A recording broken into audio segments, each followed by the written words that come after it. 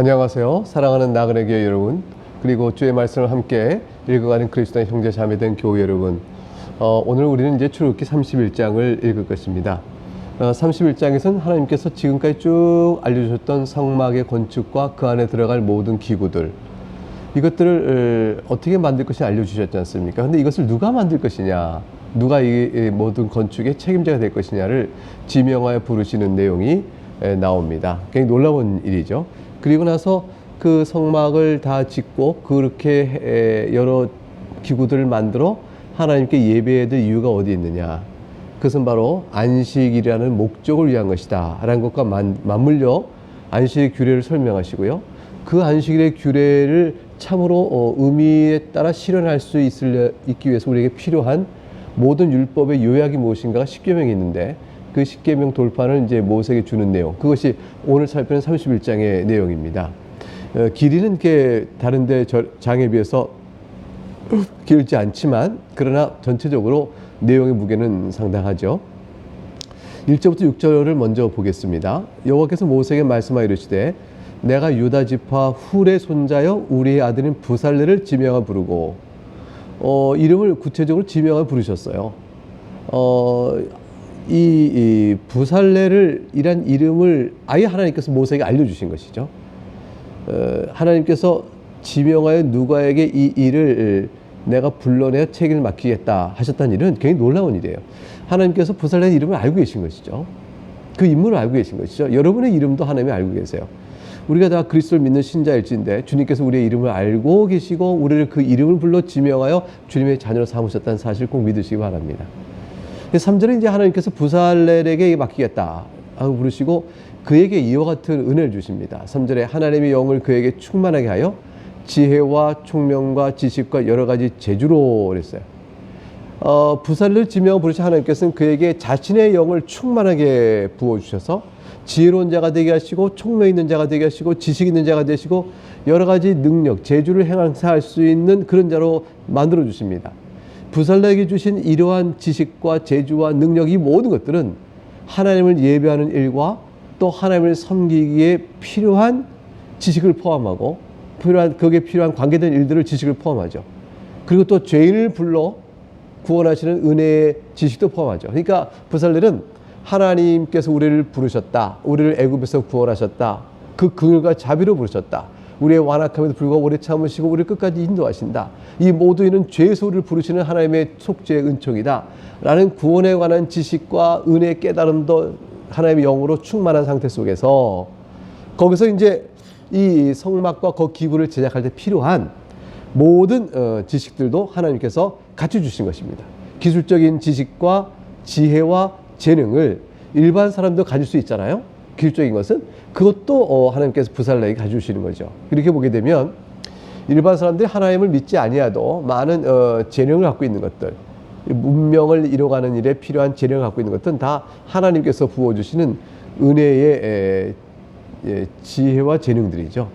그래서 성령 하나님께서 주신 겁니다. 그러니까 우리가 세상 사람들이 하나님을 믿지 않는데 갖고 있는 많은 재능과 지식을 우리가 살펴보고 놀랍게 여기고 또 그것을 또 우리의 필요를 따라 우리가 만족시킬 때 우리는 기억할 것이 뭐냐면 하나님께서 이 죄된 세상 속에 이러한 모든 선한 것들을 아직 남겨주고 계시구나, 이걸 보실 수 있습니다. 이 모든 이 세상의 문명도 하나님께서 속한 것이고 문명을 이루는 모든 재능과 지식이 하나님께서 나온다는 사실을 기억할 수 있어야겠습니다.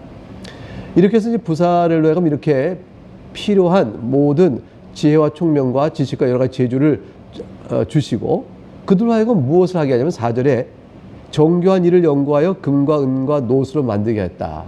이건 금과 은과 노수로 만드는 것과 같이 고도의 기술이 요구되는 일을 정교한 일을 연구하여 심사숙고하여 만들게 하셨다는 뜻이죠. 즉 고민하여 이거 어떻게 하면 더 좋을까? 이렇게 합시다. 연구하고 더 좋게. 근데 금, 은, 녹과 같은 금속을 재련하는 기술을 스스로 연구하고 찾아내고 그래서 또 만들어내고 하는 일들을 할 수 있게끔 하셨다는 것입니다. 5절에 보면 보석을 깎아 물리며 여러 가지 기술로 나무를 새겨 만들게 하리라. 보석 세공 기술도 그에게 주셨고요. 나무를 다룬 목공 기술도 주셨습니다. 그러니까 이제 부살렐은 사람들 불러 그것을 가르쳐주고 이렇게 하라 저렇게 하라 지시하여 그것들을 만들 일을 할 수가 있겠죠. 이때에 성막을 만드는 이 부살레 활동한 시대가 출애굽을 약 1500년 전, BC 주전 1500년으로 보니까 지금 2000년 지난 세월이 있다면 이제 어떻게 됩니까? 약 3500년 전쯤 되죠. 일반 보편사에서 말하는 청동기 초기 시대에 속하는 것이죠. 그때 이러한 기술 저들도 월등히 갖고 있었다는 사실을 볼 수가 있습니다. 근데 혼자 하지 않고 6절에 보니까 하나님께서 동료 지도자를 또 세워주십니다. 단지파 아히사막의 아들 오홀리압을 세워 그와 함께 하게 하며 지혜로운 마음이 있는 모든 자에게 내가 지혜를 주어 그들이 내가 네게 명령한 것을 다 만들게 할지니 그러셨어요. 그러니까 하나님께서 오홀리압도 세워서 부살레를 함께 도울 수 있도록 동료를 붙여주십니다. 그러니까 이와 같은 하나님의 일을 함에 있어서 혼자 다 수고하지 않고 동료를 살펴 함께 일을 나누고 책임을 나누고 또 함께 머리를 맞대고 그렇게 할 수 있도록 이끌어 주신 것이죠.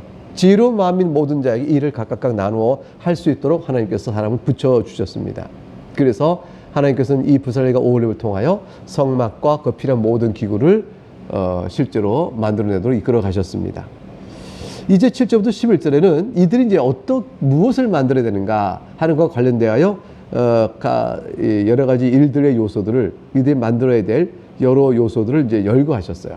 이건 이제 우리가 앞서 다 그림과 도어로 본 것이기 때문에 따로 그림을 열지는 않겠습니다.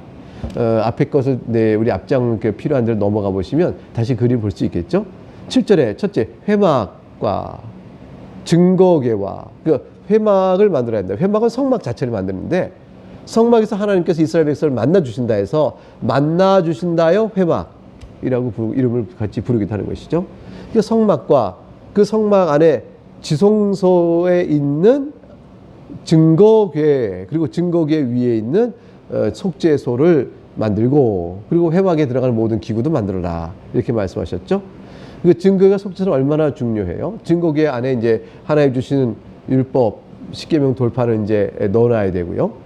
그 속죄소에 앉아서 하나님께 이스라엘 백성을 만나시니 하나님께서 이스라엘 백성을 만나시는 속죄를 전제로 만나시는 거예요. 그러니까 속죄는 이스라엘 사람들의 공로가 아니요 하나님께 베푸신 긍휼로 이루어지는 것이죠. 그러니까 하나님께서는 죄를 용서하시는 긍휼의 마음으로 자기 백성을 불러 만나 주십니다. 이게 얼마나 놀라운 은혜인지 몰라요. 그 은혜를 베푸시려고 우리를 부르시는 것이죠. 제사는 제사 드림으로 값을 치러 받는 것이 아니에요. 우리에게서 제사는 우리가 드린 제사가 우리 죄값 치를 수가 없어요. 우리가 드린 제사는 단지 예수 그리스도의 공로를 예표하는 분이죠. 그러니까 그리스도의 공로로 하나님께 긍휼을 베푸시어 우리를 받아주신 것이죠. 그러니까 그런 의미에서 이스라엘 백성의 구약의 제사도 이미 그 제사를 통해 나타내 보이는 실체신 그리스도의 용서에 근거하여 그들이 용서받을 믿고 하나님께 감사로 나가는 제사일 뿐이지 그들의 제사가 자기들의 죄를 속죄하는 공로일 수는 결코 없다는 점을 생각해 볼 때 우리가 오늘 신약시 때 하나님께 예배하는 것과 다른 예배가 아니다는 사실을 우리가 생각할 수 있겠습니다. 8절에 보면 또한 상과 이 상은 이제 진설병상이죠. 그 이제 지성소에 있는 증거의 속죄소가 넘어서서 이제 성소로 들어오게 되면 지성소에는 증거의 속죄소가 있고 이제 성소에 들어오게 되면 진설병상이 있죠. 상과 그 기구와 순금 등잔대와 진설병상 맞은편에 등잔대가 있습니다. 그 모든 기구와 분향단은 이제 지성소 성소를 나누는 휘장이 있지 않습니까? 휘장 바로 앞에 성소에 두어야 되겠죠.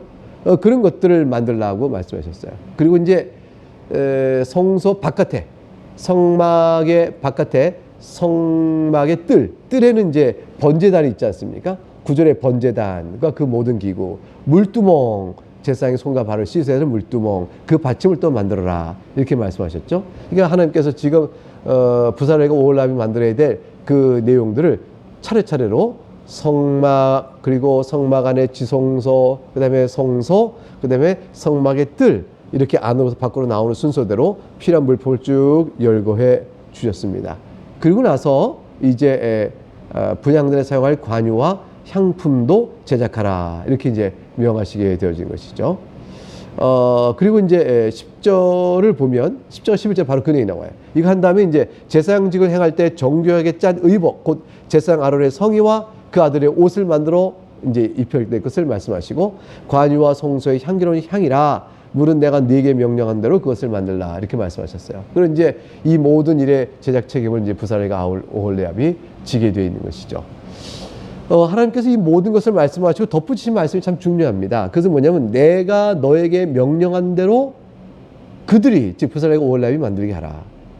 이것은 사람이 흔히 재주가 뛰어나면 그 자기 재주를 과시하고 재주를 자랑하기 위해서 이게 더 좋다 이렇게 만들면 더 좋은 거 아니냐, 그거보다 이게 더 어려운데 이 어려운 것도 내가 만들 수 있다, 자기 제작 기술을 뽐내면서 어떤 자랑을 삼을 수가 있어요. 근데 하나님 그거 전부 다 금하신 것이에요.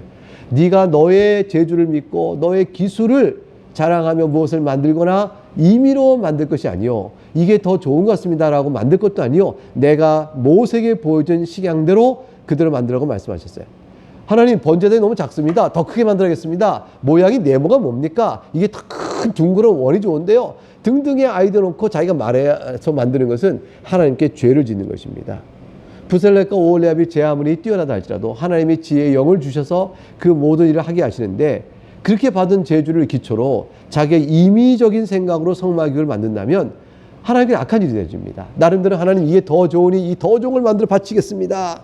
하나님이여 이걸 받으시옵소서라고 해서 자기 나름대로 동기가 하나님께 더 좋은 걸 드리기 위한 것이라고 아무리 변명한다 할지라도 거기는 한 가지 탁 지적되는 게 있죠.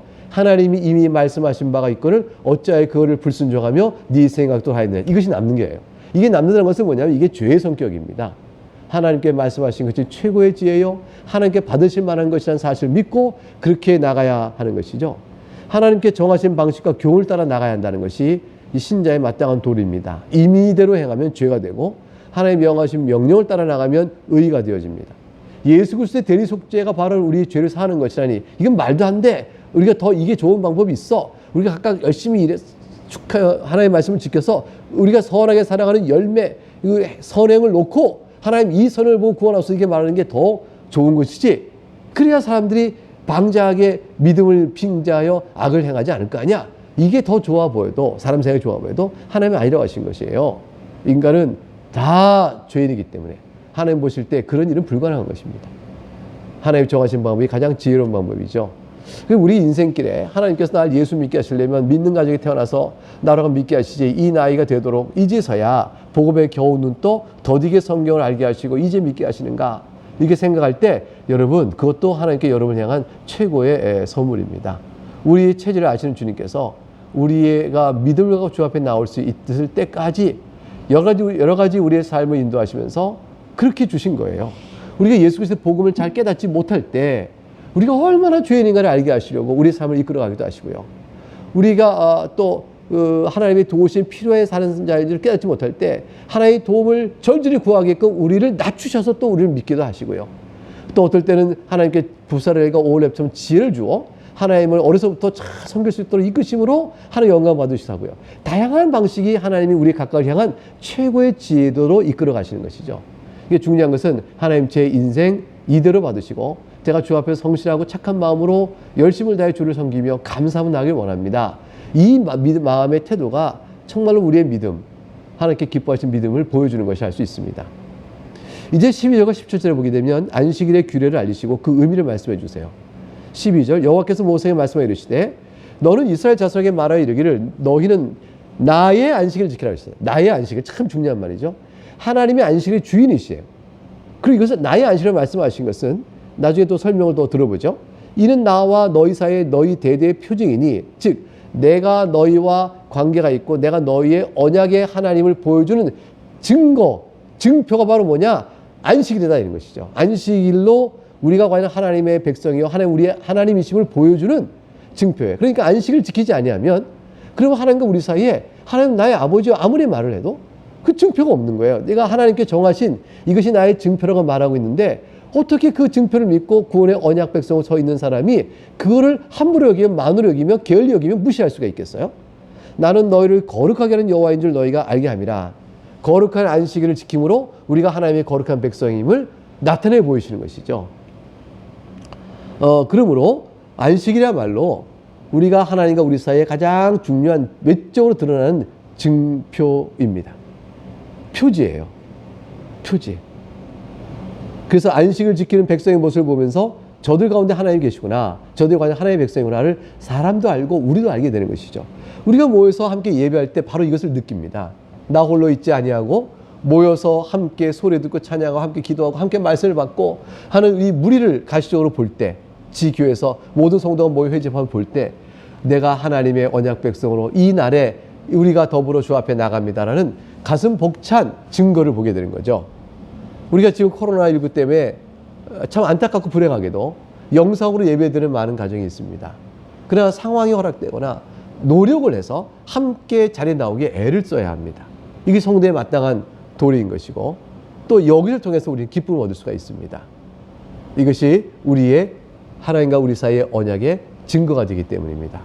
여러분 어쩔 수 없이 코로나19 때문에 여러 사정 때문에 혹시 영상 예배다 할지라도 그것이 습관화되거나 그것이 편하다, 이것이 더 좋으니까 아우 귀찮아 이런 마음으로 만일 그 선택을 한다면 여러분 좋은 태도가 아니에요. 예배 중에 들어갈 올바른 태도가 아닙니다. 왜냐하면 벌써 예배 임하는 마음의 자세 속에 게으름과 핑계가 자리 잡고 있죠. 그래서 어쩔 수 없거나 상황이 허락되지 않아 이렇게 예배하지만 주와 함께 하길 원합니다 라는 참으로 간절한 소망으로 주 앞에 나와야 합니다. 그래서 그 나오지 못할 때도 똑같은 마음이 되는, 안타까운 마음을 가져야 되는 것이고요. 또 나올 때에 모여서 예배하는 일로 인한 기쁨이 우리 가운데 또 얼마나 감사한가 이렇게 있어야 할 것입니다. 그래서 우리가 주일에 예배하는 것이 얼마나 중요한지 생각할 필요가 있어요. 주일을 성도가 가벼이 여기게 될 경우는 그건 합당치 않습니다. 예컨대 14절과 15절에 주님이 이 안식일을 얼마나 귀히 여겼는가 나오죠. 너희는 안식일을 지킬지니 이는 너희에게 거룩한 날이 됨이라. 그날을 더럽히는 자는 모두 죽일지며 그날에 일하는 자는 모두 그 백성 중에서 그 생명이 끊어지리라. 더럽힘과 일하는 것으로 표현되고 있는 이 말은 주일에 거룩한 날에 하나님께 나와 거룩한 예배를 드리지 않는 행위를 가리켜 말하는 말입니다. 15절 엿새 동안은 일할 것이나 일곱째는 큰 안식일이니 여호와께 거룩한 것이라. 안식일에 일하는 자는 누구든지 반드시 죽일지니라. 안식일에 왜 일하겠어요? 이제 그 일하는 것이 원래 현대사회에서 어쩔 수 없는 안식일 노동할 수밖에 없는 이 생활 경제 구조가 되어진 상황 때문에 성도의 슬픔이 있습니다. 그 성도는 안타까움으로 주 앞에 기도하며 영상으로도 예배하고 또 주 중에 이 영적 손실과 이 아픔을 회복하기 위해서 하나님께 간절한 기도로 나와야 할 것이에요. 근데 어쨌거나 하나님께서 이렇게 말할 때, 지금 이럴 때만 해도 안식일에 누구나 예배할 수 있는 이스라엘 백성이잖아요. 이 시민법상 안식일에 예배할 수 있도록 법적으로 다 허용이 되어 있다고, 허락이 되어 있고 장치가 되어 있는데, 그런데도 안식일을 지키지 않고 일을 하는 사람은 뭐가 될까요? 그게 탐욕이죠. 그게 탐욕으로 주의 안식일을 범하는 것이죠. 걱정으로, 염려로, 근심으로 이런 것들을 모든 것을 하나님께서 주를 믿으라. 이게 일찍이 광에서 만나가 있을 때 안식일에는 그 전날 2배의 양식을 주므로 그날에 일하지 않도록 했는데 그거 욕심나게 가진 사람들 주일날 안식일에 나가봐야 아무것도 얻지 못하는 것이죠. 헛된 노동이 되고 마는 거죠. 오늘 안식일을 귀하게 하나님이 명하신 것은 우리를 위한 것입니다. 안식일에 주 앞에 예배하고 육체의 쉼을 얻는 그런 시간을 가질 때 주중의 노동이 더욱더 활발하고 영적으로 새로워져 내가 내 영혼을 지키고 구원받는 은혜를 더욱더 누릴 수가 있게 되어진 것이죠. 만일 주일 예배를 소홀히 여기면 점점 어떻게 될까요? 영혼은 생명력을 잃어버리게 되고 믿음도 떨어져 나가게 되며 결국 언약 백성에서 이탈돼 가서 스스로 나는 하나님께 구원받지 못한 자 아닌가라는 두려움과 교회에 충실나가는 언약 백성의 무리의 소외감 속에 자신이 외롭고 더 힘들어지는 것이죠. 그러다 마침내는 구원의 생명의 믿음까지 잃어버리는 위험한 일이 초래될 수 있는 겁니다. 어찌됐든 꾸준히 예배하는 일을 게을리하지는 안 됩니다. 이건 여러분이 생명이 달린 문제예요.